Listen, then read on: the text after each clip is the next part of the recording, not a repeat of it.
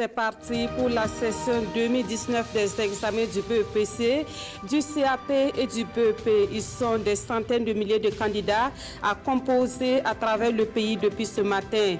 Une composition qui se déroule dans de bonnes conditions sécuritaires selon le gouvernement.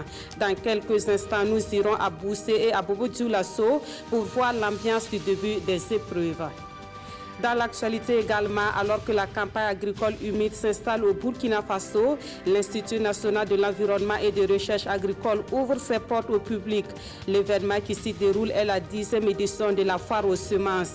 Cette année, l'INERA offre l'occasion de découvrir les technologies mises au point pour vulgariser les cultures dites orphelines dans un contexte de changement climatique. À l'étranger, les États-Unis imposent de nouvelles sanctions contre Cuba. Ces sanctions visent l'industrie touristique cubaine, un secteur essentiel pour l'économie de cette île des Caraïbes.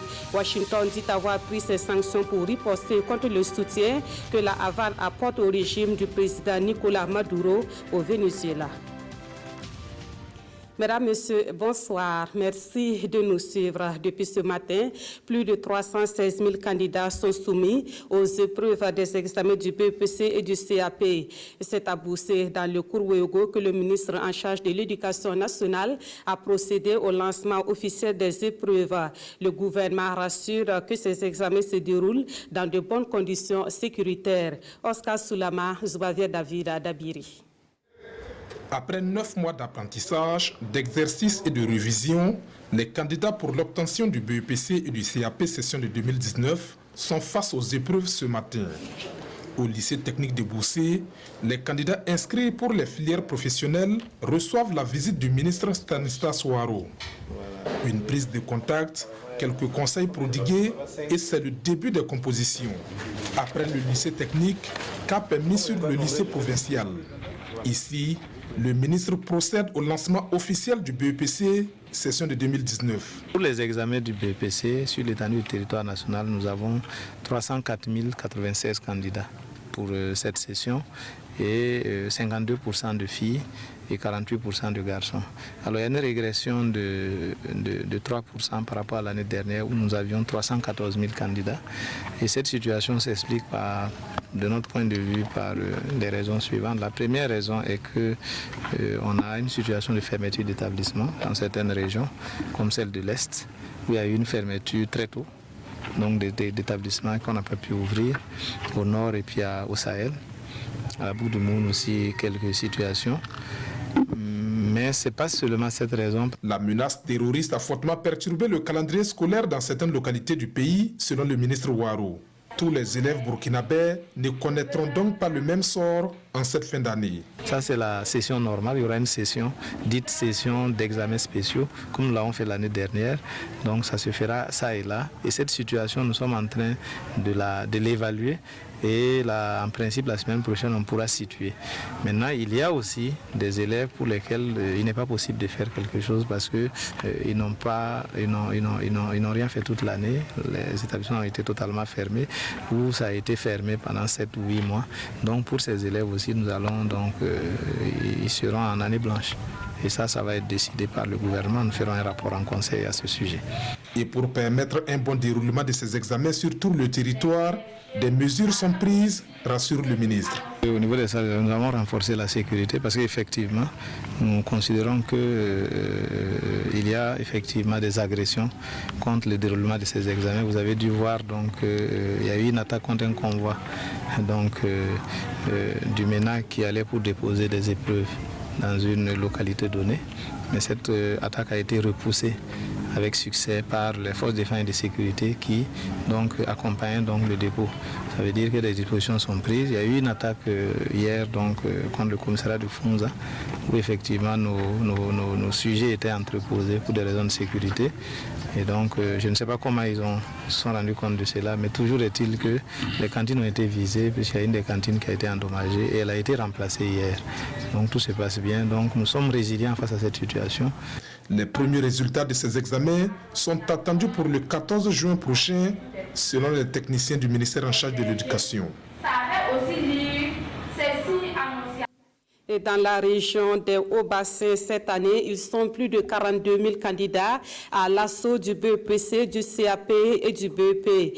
Les autorités régionales sont allées encourager les candidats avant de procéder au lancement de la première épreuve. Dans cette région, assurance est également donnée quant à la sécurité durant le déroulement des examens. Moussa Tamboura et Amadou Lougué. Appel suivi de la vérification des identités des candidats.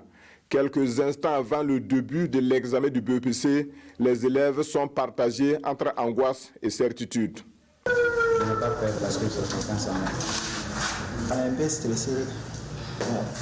On va affranchir sûrement. Comme on est là, on pourra aborder ça. 7h30 marque le début de la composition avec la dictée comme première épreuve. Le titre, c'est La Plaine Commune, un texte du journaliste et ancien ministre de la Culture, Baba Ama. Cet examen du secondaire se déroule dans un contexte sécuritaire difficile au Burkina Faso. Au niveau de la sécurité, les dispositions ont été prises. Au plan technique également, le DR des enseignements a pris toutes les dispositions pour que l'examen du BPC se déroule bien au niveau de notre région. 42 967 candidats vont à la conquête du BEPC, du CAP ou du BEP dans la région des Hauts-Bassins. Autre point de l'actualité, avec les nouvelles du Conseil des ministres tenu ce jeudi, on apprend qu'un projet de loi pour réprimer le grand banditisme et mieux protéger les forces de défense et de sécurité sera très bientôt soumis au vote des élus nationaux au cours d'une session extraordinaire de l'Assemblée nationale. L'exécutif burkinabé s'est également penché sur le conditionnement et l'étiquetage des produits de tabac au Burkina Faso. Konsun Koulibaly et Zalissa Sanfo.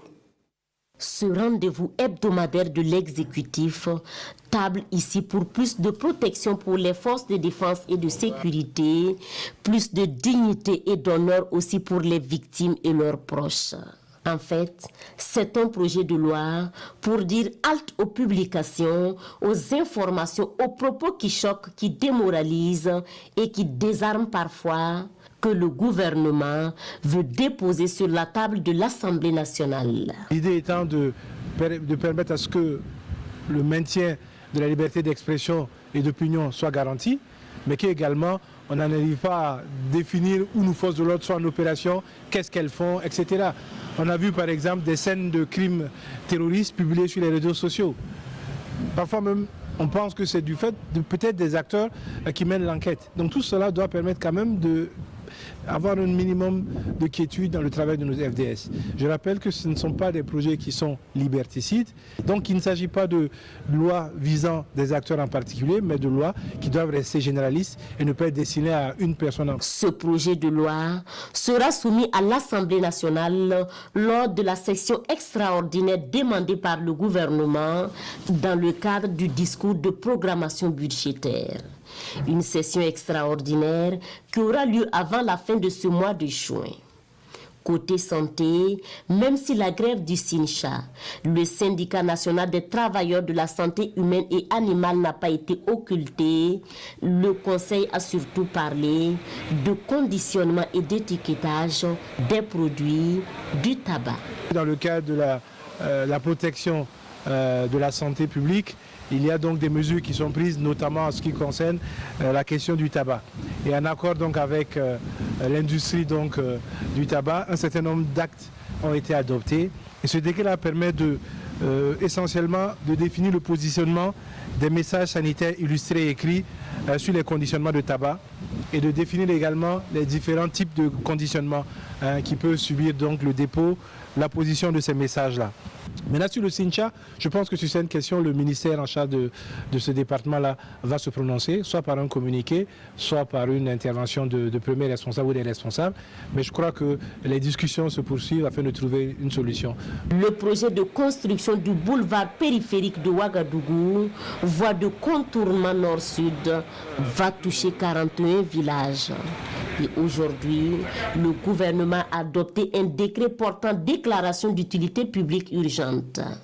Un décret qui devrait permettre à la commission ad hoc d'engager les mesures qui sied et de permettre le démarrage des travaux.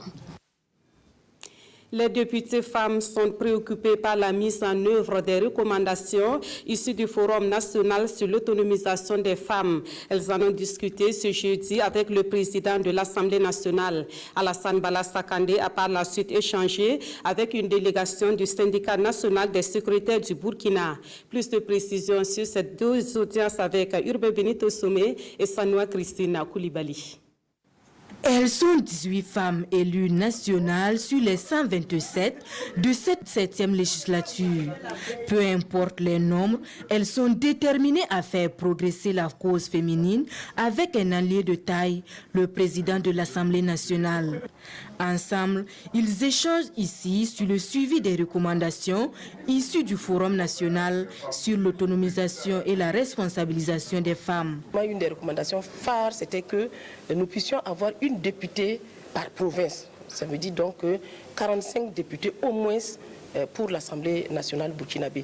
Et nous sommes toujours dessus. Voir ensemble avec donc le MATD qui est en train de finaliser donc une loi sur le quota genre pour voir comment est-ce que nous pouvons harmoniser l'initiative de l'Assemblée nationale avec ce quota genre-là qui est en train d'être finalisé. Le leadership de Bala Sakandé est aussi sollicité en cette matinée pour une autre cause, celle des secrétaires du Burkina. Nous avons échangé avec le président de l'Assemblée nationale sur les difficultés liées à notre carrière. C'est l'extinction de la catégorie A, sans au préalable nous préciser ceux qui sont en A, qu'est-ce qu'ils vont devenir, et ceux qui sont en B, où ils vont progresser. Nous avons interpellé le gouvernement en vain, il refuse de nous écouter. Plaider auprès du gouvernement pour le respect de ses engagements, c'est la mission confiée au président de l'Assemblée nationale par le syndicat national des secrétaires du Burkina. Dans l'actualité également, l'Institut national de l'environnement et de recherche agricole organise la 10e foire aux semences. Cette foire se tient jusqu'au 9 juin prochain à Ouagadougou au sein de l'INERA. Elle offre l'occasion au public de découvrir les technologies mises au point pour vulgariser les cultures dites orphelines dans un contexte de changement climatique. Explication avec Roger Kam et Abdullah Rasmane et Songo. Allocution, coupure de ruban, visite de stands d'exposition de semences améliorées et de nombreux panels dans les starting blocks, voilà les grandes articulations inaugurales du 10e rendez-vous sémencier de l'INERA, Institut de l'environnement et de recherches agricoles. L'une des attentes de cette foire est de vulgariser les nouvelles technologies mises au point par les chercheurs et d'inciter les producteurs à utiliser les variétés de qualité. Les résultats mis au point quand même sont assez édifiants. Plus de 300 variétés de semences améliorées des plantes ont été mises au point. Pour chaque secteur de production, vraiment, il faudra intégrer toutes les chaînes de valeur en partant du sémencier, si vous voulez, traversant les différents jusqu'au consommateur. Donc c'est à cette condition-là vraiment qu'on peut vraiment atteindre l'autosuffisance alimentaire. La nouveauté qui fait à la fois office de thématique est relative aux cultures orphelines, à l'image du fabiraman, du gingembre, des liames et aux cultures de niche, telles le manioc, la patate, le sésame, le bissap, le gombo, dans un contexte de variabilité climatique. Il y a certaines cultures qu'on était en train d'oublier, qu'on dit culture orpheline ou culture de niche. Même si ces cultures-là, en fait, elles rapportent des revenus aux producteurs, mais également elles rapportent de l'argent au pays, au Burkina Faso, en termes de recettes d'exportation. Donc nous avons décidé de vraiment cibler ces cultures orphelines et de niche. Le tandem chercheur, producteur, consommateur, bref, politique et grand public ont 4 jours du 6 au 9 juin pour visiter la foire aux semences de l'INERA, institut basé dans le quartier Gungue de Ouagadougou. La disponibilité des semences et des autres intrants et équipements agricoles au moment où s'installe la campagne agricole humide au Burkina Faso. Il en sera question ce soir à l'émission Controverse. On en sait plus avec Simon Gongo que nous retrouvons en duplex. Bonsoir Simon.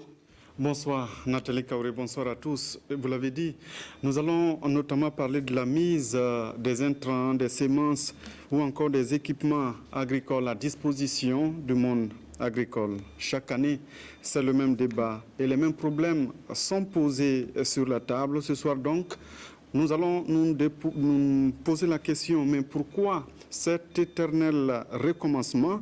Et avec nous, il y aura des invités du monde agricole, mais aussi des techniciens de l'agriculture. Controverse, c'est tout à l'heure à partir de 21h. Et n'oubliez pas, cette émission est participative. Vous pouvez nous appeler au 25 40 79 03. Merci à vous, Simon Gongo. En attendant, sachez que la saison des pluies s'installe au Burkina Faso avec ses premiers lots de désagréments.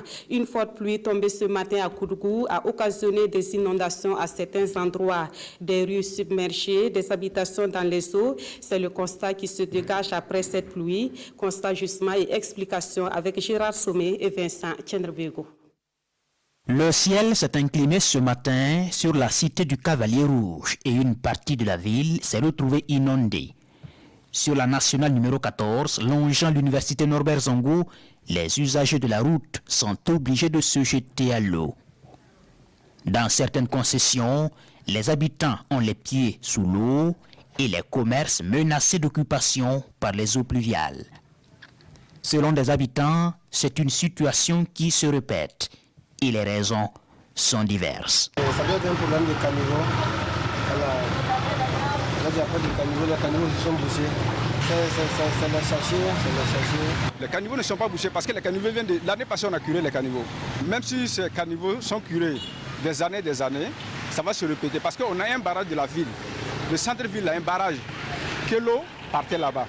Tout ce barrage-là est bouché depuis des années et ce barrage est toujours bouché. L'eau là va rentrer où? Avant même de quitter les lieux, on nous signale la disparition d'un enfant de 5 ans environ, dont on dit emporté par les eaux dans un des quartiers de la ville. En actualité politique, la convergence patriotique pour la Renaissance, un mouvement progressiste, revient sur la scène après un moment de silence suite au décès de son président Jean-Baptiste Natama. Ce matin, face à la presse, le CPR-MP a fait une analyse de la situation nationale. Le parti a donné sa position sur des sujets tels que la sécurité, la fronde sociale et la polémique autour de la forêt de Kwa. Des détails avec Lassina Ouattara et Tanga Kafandou. De la sécurité à la gouvernance, en passant par l'économie et la fronde sociale, c'est un décryptage du Burkina post-insurrection et post-transition qui a été fait par la CPR-MP, la Convergence patriotique pour la Renaissance, mouvement progressiste, à cette conférence de presse. Notre pays est en guerre. Une guerre complexe et larvée qui commande en premier lieu que nous unissions nos forces et nos intelligences pour triompher ensemble. Ce qui fait la force de nos ennemis, ce n'est ni leur nombre, ni leur armement, encore moins leur soutien. C'est le fait que nos ennemis ont la conviction que nous ne sommes plus suffisamment unis. Ils ont la conviction que nous avons nous-mêmes, de par nos actes et nos paroles, de par nos comportements, contribué à ouvrir la brèche de la haine, de la désunion, des clivages, de l'intolérance, de la pauvreté d'esprit et de cœur, en somme, la misère morale. L'iniquité dans le traitement salarial des agents publics est une injustice qui démotive les travailleurs et grippe notre économie. Pour le secrétaire exécutif national, cette sortie constitue un retour du parti sur la scène politique après une année de deuil suite au décès de son mentor, Jean-Baptiste Natama. Face à la presse également ce matin, le groupement des éditeurs de presse publique de l'Afrique de l'Ouest pour annoncer un événement. Il s'agit d'un forum sur la sécurité et la lutte contre le terrorisme qui aura lieu les 20 et 21 juin prochains dans la capitale burkinabé. Ce forum mettra au centre de la réflexion le rôle à jouer par les médias de l'UEMOA qui évolue entre contraintes sécuritaires et devoirs professionnels. Amado Ilboudo, Zubavier David Dabiri. Ouagadougou abritera les 20 et 21 juin prochains un forum sur la sécurité et la lutte contre le terrorisme. L'information est portée aux médias ce matin par les premiers responsables du groupement des éditeurs de presse publique d'Afrique de l'Ouest. Il s'agit selon les organisateurs d'une série de panels thématiques et surtout de réflexions sur l'attelage, contraintes sécuritaires et devoirs professionnels des médias. Les travaux se dérouleront par la suite les nouveaux défis sécuritaires dans la zone UEMOA et dans la région du G5 Sahel. La place des médias dans la lutte contre le terrorisme, état des lieux. La multiplicité des acteurs impliqués dans la défense de la paix et de la sécurité en Afrique de l'Ouest est-elle un avantage ou un frein à l'atteinte de leurs objectifs? Eu égard à l'importance du thème et l'excellence du panel d'experts invités, nous avons jugé utile d'associer le maximum de professionnels des médias burkinabés et des étudiants du domaine. Plus de 300 personnalités issues de la recherche et des médias de la sous-région sont attendues selon les organisateurs. Le handicap n'est pas une fatalité, a-t-on coutume de dire, et beaucoup de personnes en situation de handicap le prouvent au quotidien. C'est le cas de Benjamin Woni, personne vivant avec un handicap visuel, mais qui s'illustre bien dans la vente d'eau à Dédougou. Son activité lui permet de subvenir à ses besoins, à la satisfaction de son entourage et de ses clients. Nous le découvrons dans ce dossier signé Serge Somda et Karim Ouedraogo. Livrer l'eau à ses clients à la force de ses bras dans la ville de Nouna, c'est le quotidien de Benjamin Woni. Inimaginable mais vrai. Ici, il est en train d'aller livrer de l'eau à une de ses clientes avec sa charrette couramment appelée pousse-pousse. Et cela sans être guidé. Il a perdu la vue suite à une maladie depuis sa tendre enfance à l'âge de 3 ans. Une fois grandi, ce handicap ne l'a pas empêché de mener cette activité, la vente d'eau. C'est pour chercher ma pitance quotidienne que j'exerce ce métier. Je sais que c'est difficile, mais il faut s'habiller, se nourrir et souvenir à certains besoins. Comme j'ai duré dans le quartier, si c'est à côté, je maîtrise les 6 mètres. Quand c'est loin, je me fais guider afin d'éviter d'éventuels accidents. Chaque jour, il pousse une dizaine de fûts de 200 litres que ses clients commandent. Benjamin Woni, âgé de 29 ans, servait l'eau des puits à ses clients. Mais avec l'arrivée des bonnes fontaines de l'Onéa, le marché a ralenti. Avant, je vendais l'eau des puits. Actuellement, il n'y a plus assez d'eau. Maintenant, c'est l'eau des forages. Ici, on prend du temps pour servir les clients. Donc, ça ralentit le marché. La barrique coûte entre 250 et 350 francs et cela dépend de la distance. Cette activité lui permet de subvenir à ses besoins et de venir en aide à sa famille. Je n'ai pas pu réaliser grand-chose. Ce que je gagne se limite à m'occuper de moi-même et ma famille. Il a reçu mes encouragements et mes bénédictions.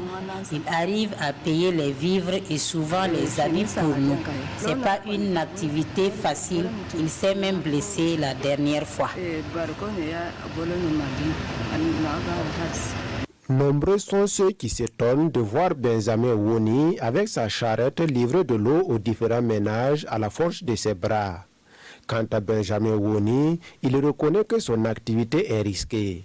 Ainsi, il ne compte pas poursuivre cette activité si jamais il gagnait un soutien quelconque.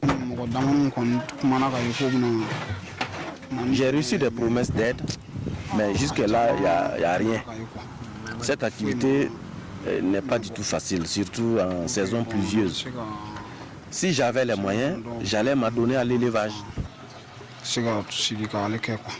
Aujourd'hui, Benjamin Woni, âgé de 29 ans, est plus qu'un exemple car ayant surmonté son handicap pour éviter la mendicité, contrairement à la plupart des personnes en situation de handicap. Et c'est bien à Nouna que Benjamin Woni mène son activité de vente d'eau. Actualité à l'étranger, les États-Unis imposent de nouvelles sanctions contre Cuba. Cette fois, Washington accentue la pression sur le secteur du tourisme en interdisant les voyages de groupe sur cette île des Caraïbes. À travers ces sanctions, Washington dit vouloir punir la Havane, accusée de soutenir le régime de Nicolás Maduro au Venezuela. Ce paquebot américain est le dernier à avoir quitté Cuba. Après l'annonce de nouvelles sanctions de Washington contre le régime cubain, les croisières et les vols commerciaux à destination de la Havane sont désormais interdits. Selon la diplomatie américaine, Cuba paye le prix de son ingérence au Venezuela et de son rôle direct dans la crise orchestrée par Nicolás Maduro. Malgré ces mesures, le gouvernement cubain a affiché jeudi une solidarité non négociable avec son allié sud-américain. Ces sanctions portent un coup dur au tourisme, un pan important de l'économie cubaine. Les affaires dans la vieille ville de La Havane sont soutenues par le tourisme, mais l'arrêt des croisières à venir diminuera le flux de touristes. Cela n'affecte pas seulement les petites entreprises, mais aussi les entreprises publiques qui opèrent ici.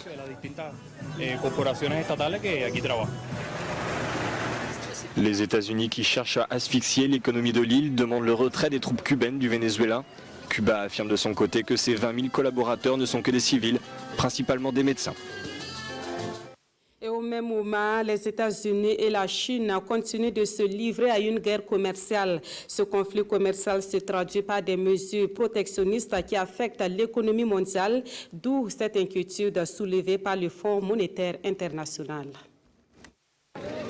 L'économie mondiale est affectée durement par la guerre commerciale que se livrent les États-Unis et la Chine. C'est le cri d'alarme du Fonds monétaire international. Sa directrice générale, Christine Lagarde, s'inquiète de la guerre entre les deux grandes puissances qui s'amplifie. Mi-mai, les États-Unis portent à 25% les droits de douane sur 200 milliards de dollars de marchandises en provenance de Chine et menacent de surtaxer la totalité des importations en provenance du géant asiatique. Le 1er juin, Pékin rétorque en augmentant ses tarifs douaniers sur 60 milliards de dollars de biens américains. Les économistes estiment que les mesures protectionnistes nuisent non seulement à la croissance et à l'emploi, mais encore rendent les biens de consommation plus chers, affectant surtout les ménages à faible revenu. Et c'est la fin de cette édition. Merci de l'avoir suivi. À suivre à 21h, l'émission Controverse. Le dernier journal de la soirée vous sera présenté à 22h30 avec Ruth Bini Ouattara. Merci de votre fidélité.